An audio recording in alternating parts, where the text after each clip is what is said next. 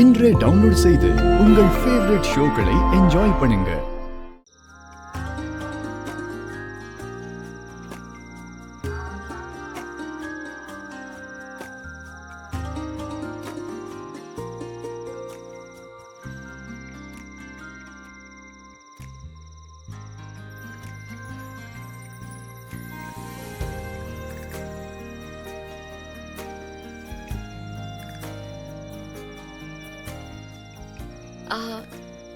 திரு, கல்யாணம் முடிஞ்சதும் ஹனிமூனுக்கு எங்க கூட்டிட்டு போக போற? அது சஸ்பென்ஸ்.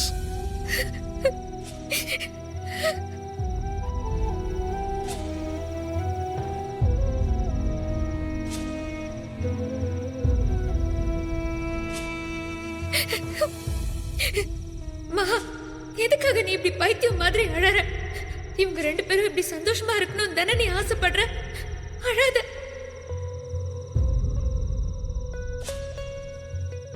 நாளைக்கு நடக்க போற நிச்சயத்துக்கு என்னால என்ன பண்ண முடியுமோ நான் அதை பண்ணணும். அவங்க ரெண்டு பேரும் சேர்ந்து வாழ போற சந்தோஷமான வாழ்க்கை, அது ஒண்ணே எனக்கு போதும்.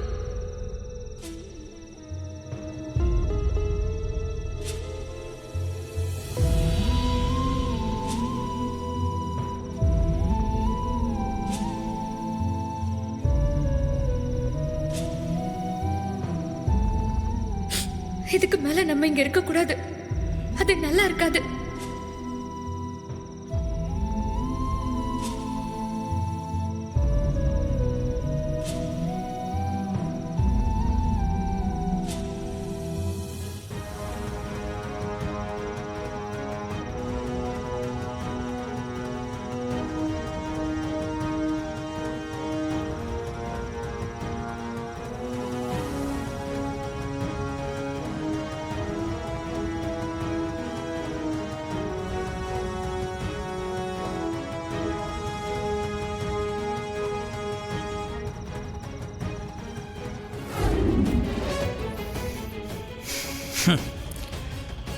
அந்த திருவோட சாப்டர் மொத்தமா க்ளோஸ் ஆயிடும். அப்ப எங்க குடும்பத்தை சின்ன பின்னமாக்கினா, சின்ன ஜெயிலுக்கு அனுப்புனா, அதுக்கு அவனை பழி வாங்க முடியல. அதனால்தான் ஜெயிலிருந்து வெளில வந்ததும் என் பழைய பகைக்கு பழி தீக்கிறத விட உனக்காக உங்க அப்பன் சேர்த்து வச்ச மொத்த சொத்தையும் அலுங்காம குலுங்காம அனுபவிக்க போறேன். நான் இத்தனை நாள் ஜெயில இருந்து என் குடும்பத்தை பிரிஞ்சு நான் அனுபவிச்ச வலிக்கு இதுதான் நான் உன் குடும்பத்துக்கு கொடுக்க போற பெரிய தண்டனை.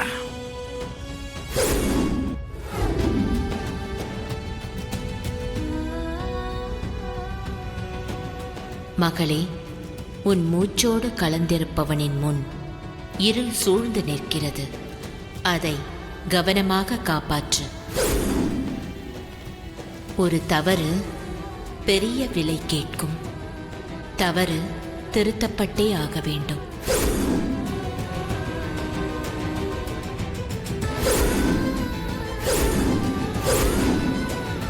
கடவுளே, அம்மா புத்தகத்துல அவருக்கு ஏதோ பிரச்சனை போட்டிருக்கு. அவருக்கு மட்டும் எதுவும் ஆகக்கூடாது. கடவுளே, நீதான் அவரை காப்பாத்தணும். அவருக்கு கெடுதல் பண்ண நினைக்கிறவங்க யாரா இருக்கும்? ஒண்ணும் புரியலையே. மகா, இன்னும் என்ன பண்ணிட்டு இருக்க? மண்டபத்துக்கு எல்லாரும் போயாச்சு, நாமளும் போகணும். ரெடி ஆயிட்டியா?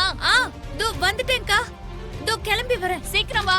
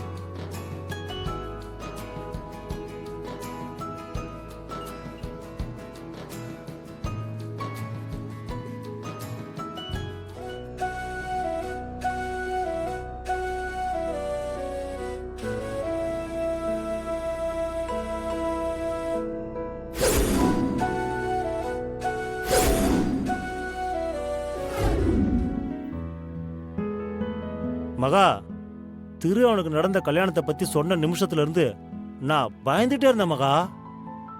எங்க அந்த பொண்ணு திருவை தேடிட்டு வீட்டுக்கு வந்து அதனால வீட்டுல ஏதாவது பிரச்சனையாகி இந்த விஷயம் காஞ்சனம்மாவுக்கு போய் கல்யாணத்துல பெரிய குழப்பம் வந்துட போதுன்னு பயந்துட்டே இருந்தம்மா. நல்ல வேலை அப்படி எதுவும் நடக்கல. எனக்கு தெரிஞ்சு திரு கல்யாணம் பண்ணிக்கிட்ட பொண்ணுக்கு இப்ப திருவுக்கு நிச்சயம் நடக்க போகுதுன்ற விஷயம் தெரியாதுன்னு தான் நினைக்கிறேன். எது எப்படியோ அந்த பொண்ணு மறுபடியும் திருவோட வாழ்க்கையில வராம இருந்தா சரிமா. அண்ணே, நீங்க பயப்பட வேண்டிய அவசியமே இல்ல. எனக்கு தெரிஞ்சு அந்த பொண்ணுக்கு விஷயம் தெரிஞ்சா கூட அவரோட வாழ்க்கையில குறுக்க வரமாட்டாங்கன்னு தான் தோணுது. என்னவோ மகா, நீ சொல்ற மாதிரி நடந்தா சந்தோஷம்தான். அன்னைக்கும் நான் பயந்தப்போ நீ இதையே தான் சொன்ன.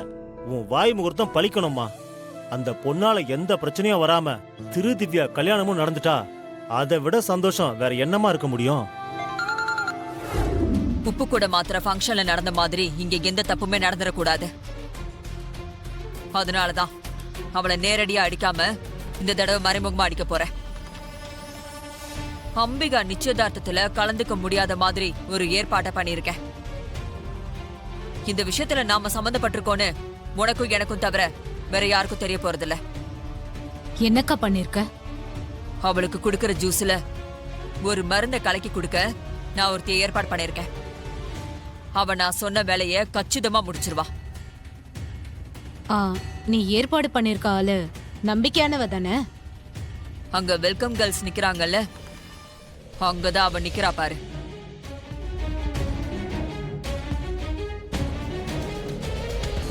அவ வச்சிருக்கிற கிளாஸ் ஒண்ணுல நான் கொடுத்த மருந்து அந்த பொண்ணு கலந்து வச்சிருக்கா. அதை எடுத்துட்டு போய் கரெக்டா அம்பிகாவுக்கு கொடுத்துருவா.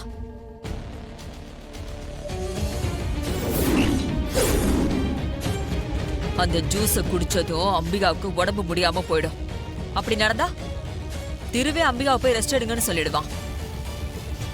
அம்பிகாவும் இந்த ஃபங்க்ஷன்ல கலந்துக்க முடியாது. திருஷ்டி நிச்சயத்தை பாக்குறதுக்கு ஆசாசியா இருக்கிற அம்பிகாவுக்கு நான் கொடுக்கிற பனிஷ்மெண்ட் இதுதான். நான் இதோட நிறுத்திக்க போறதில்ல. போக போக அதிகமா குடைச்சல் கொடுத்துக்கிட்டே தான் இருக்க போறேன்.